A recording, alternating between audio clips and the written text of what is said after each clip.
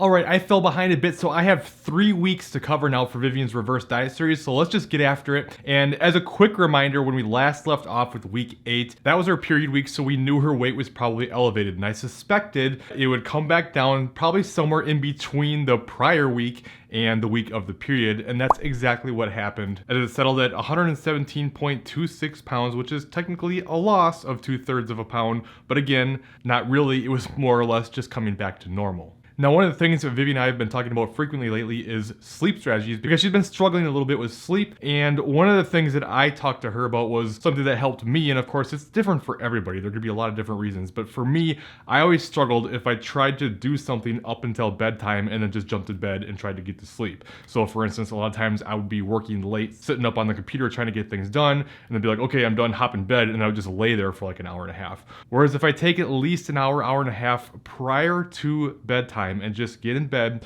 watch TV, and just kind of zone out a little bit, and then wait until I'm really tired, and then I can usually fall right out. And that's the big thing, like I have to be dead tired to be able to fall asleep. So the problem I'll have is if I feel like, oh crap, I need to get to sleep because I have to be up in X hours, and I just lay there and try to go to sleep, I'll probably just lay there for 2 hours before I finally fall asleep. Whereas if I wait until I get that really groggy, I need to go to sleep feeling, it might take an extra half hour to get that feeling, but then I'll fall out in a half hour, so I'll actually get more sleep. So anyways, I just thought I would mention that because sleep can be an issue, and sleep impacts absolutely everything from a mental to physiological perspective, and it's very underrated. Now, as far as macros and everything, she actually asked if we could drop her protein, and this was something that I'd been thinking about anyways, and I wanted to kind of explain why her protein stayed higher than usual. And this is because, remember, when we start a cutting phase, protein is usually going to be somewhere around 1 gram per pound of body weight. Over the course of losing weight, you're going to keep your protein elevated and not drop when you drop weight.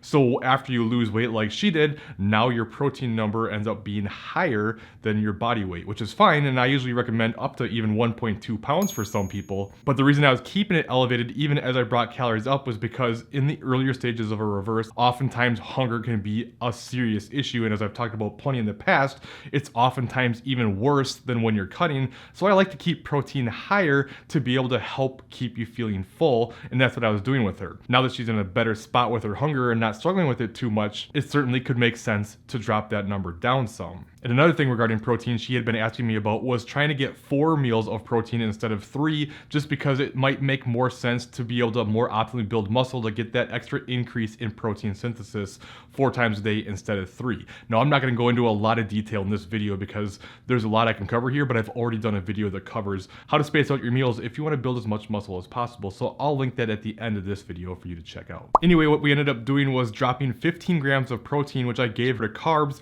plus another 5 grams of carbs on top of that, and 2 grams of fat, which comes out to a 38 calorie increase for the week.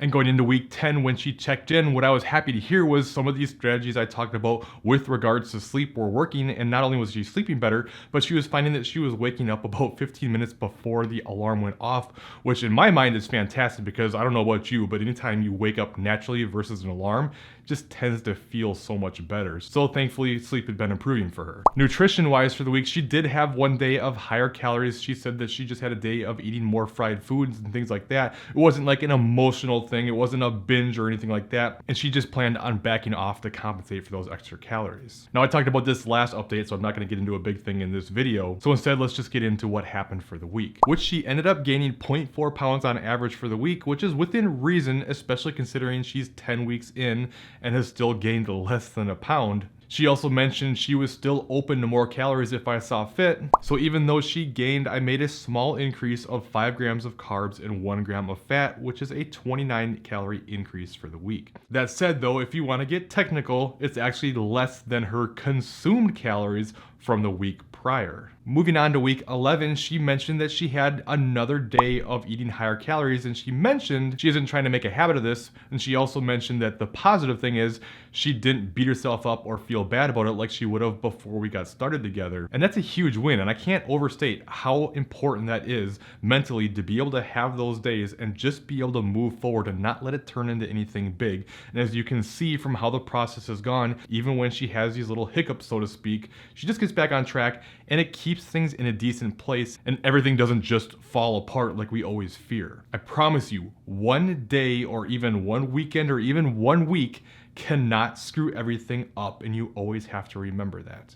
Now, with that being said, I thought there could be an approach she might like that might help with this, where we take sort of like a refeed approach, a single day refeed, although it's not technically a refeed because she's already at maintenance calories, but it would just be a day of higher calories. So what I could do is take away a little bit of calories 6 days a week, give that to her for 1 day, and that way she could have it planned into her week. And that could make it a little bit easier to have some of these days to either plan for it, or if it does happen, easier to recover from it. And there's nothing wrong with doing this if you prefer it. Some people just love having that day of higher calories. Almost no matter how high calories get, they just like having 1 day where they can really have a lot of food. In Vivyen's case, however, when I mentioned this to her, she said she didn't want it. So we'll just keep going with the approach of the same calories each day. But of course, she has the flexibility to go up or down depending on how things are going. Now, her weight was up another 0.6 pounds here, though she did mention with that higher calorie day, there was some extra sodium and things like that. So that could be a factor. But even then, as a whole, the week appears like she was up in weight on average anyway. But even with that, I decided to make a small increase of just 5 grams of carbs, which is 20 calories. The reason I decided to do this was because she's been struggling with sticking to the calories a little bit. She's saying that she's not overly hungry, but at the same time having a hard time keeping calories down. So I thought having a little bit more calories could help. Not to mention this target brings her to what she's roughly been doing for actual consumed calories the last couple weeks anyways. Plus, this small increase is something I kind of like to do sometimes when people get to the later stages of a reverse, but you don't want to push it too much. What you can do is make these tiny changes like this, 20 calories here and there. And while it's basically nothing on 1 week and the body will never notice it, and you're never really going to either, if you do this over several weeks, now all of a sudden it can add up to plenty calories and put you in a better place and really help minimize extra weight gain. And even with all that said, the process is still going fantastic. As a whole, it's been 11 weeks and she's only up roughly 1 pound. It doesn't get much better than that. So definitely happy with the way things are going, and we'll just see how it goes from here. She did ask me if I had sort of like a calorie and weight target for her throughout this process, and this is one of the most common questions I get. How many calories do I need to get to? And I actually don't typically say I need you to get to this amount of calories. It varies so much based on each person. It has more to do with things like hunger signals, how well you're maintaining, all that type of stuff. So there's a lot of factors in it. So with that being said, if you want the video about how to space out your protein to build as much muscle as possible, check out this top video. Otherwise, if you want to know more about when you should end your reverse diet or how many calories you should eat, then check out this bottom video instead. If you have any questions, leave them in the comments below, and I'll see you next time.